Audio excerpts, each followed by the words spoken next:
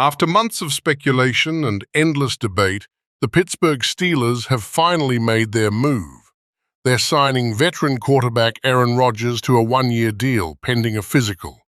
At first glance, it feels like a major headline grab, a future Hall of Famer donning black and gold for one last run. But not everyone's buying into the hype. In fact, former Steelers safety and current NFL analyst Ryan Clark believes this decision could go down as the franchise's biggest mistake of the 2025 season.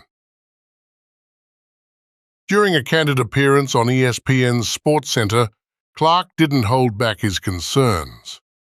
He described the Rodgers signing as the worst-case scenario for Steelers fans.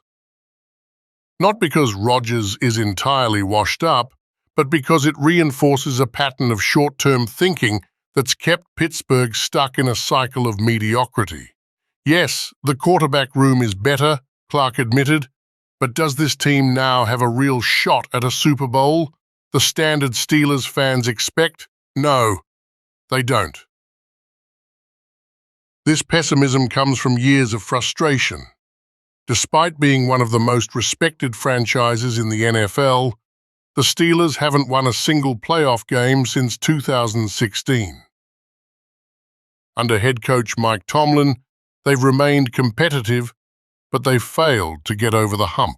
Last season provided a perfect snapshot of this struggle. Veteran QB Russell Wilson returned from a calf injury and went on a hot streak, winning 6 of his first 7 starts. But the magic didn't last. Pittsburgh dropped its final 5 games, including a wildcard playoff loss. Statistically, Wilson's performance was average at best. He ranked 24th in the NFL in adjusted QBR, 51.3, and finished 14th in passer rating, 95.6. Rodgers, on the other hand, was even less efficient last season. According to Pro Football Reference, he ranked 28th in adjusted QBR, 48, and tied for 20th in passer rating, 90.5. So why the optimism? Some Steelers insiders believe that a healthier Rodgers could look very different than the one we saw in 2024.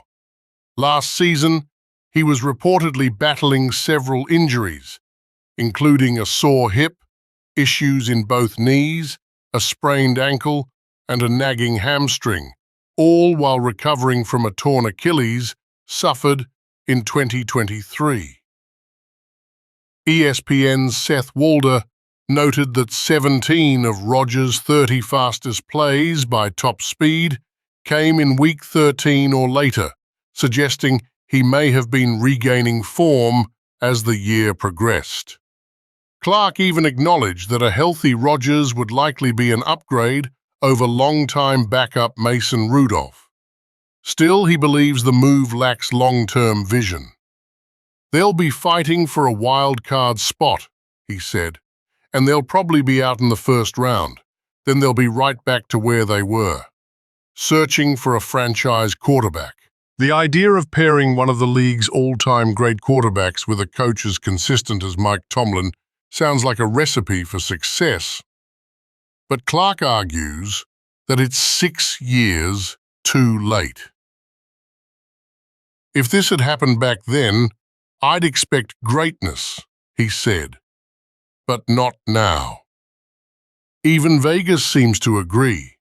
As of Friday morning, DraftKings Sportsbook gave the Steelers plus 110.